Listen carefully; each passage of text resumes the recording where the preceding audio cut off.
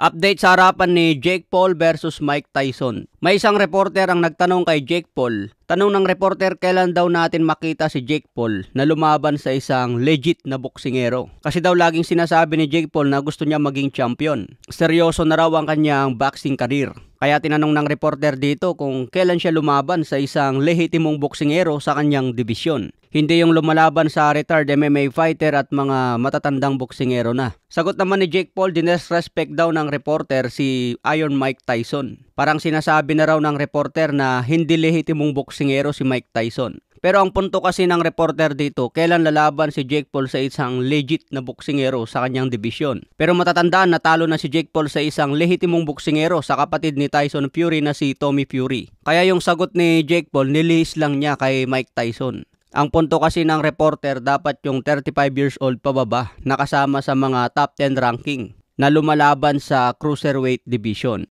When can we expect you to start fighting legitimate contending fighters in your given weight class? Kung iisipin mga tol, dapat nagpapahinga na si Mike Tyson sa kanyang edad na 58. Parang senior citizen na si Mike Tyson. Pero may balita mga tol na aabot sa mahigit $20 million ang kikitain ni Mike Tyson laban kay Jake Paul. Samantala si Jake Paul, posible raw kumita sa mahigit $40 million.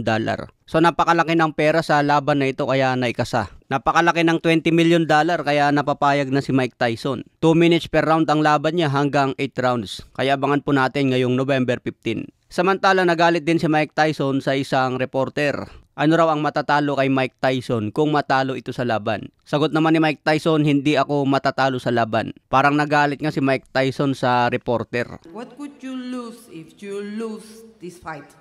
I'm not gonna lose. I am not gonna lose. Did you hear what I said?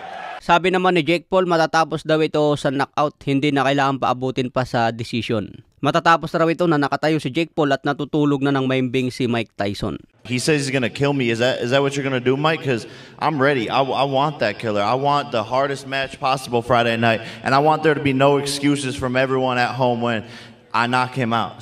I'm just ready. Pagdating sa odds, llamado po si Jake Paul at dehado si Mike Tyson. Pero pwede natin tayan ito kung aabot sa decision o matatapos ito sa knockout. Magkaiba ang odds.